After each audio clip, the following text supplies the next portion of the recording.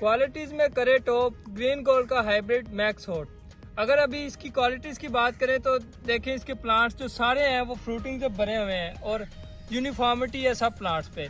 कोई भी प्लांट ऐसा नहीं है जिसमें फ्रूटिंग ना हो। और इसकी जो हाइट है वो शॉर्ट है, जिसकी वजह से इसमें लॉजिंग रेजिस्टेंस भी है।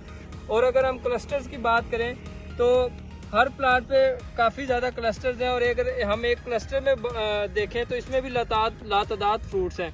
अगर मैं अभी इसको काउंट करूं, ये इसका एक क्लस्टर है।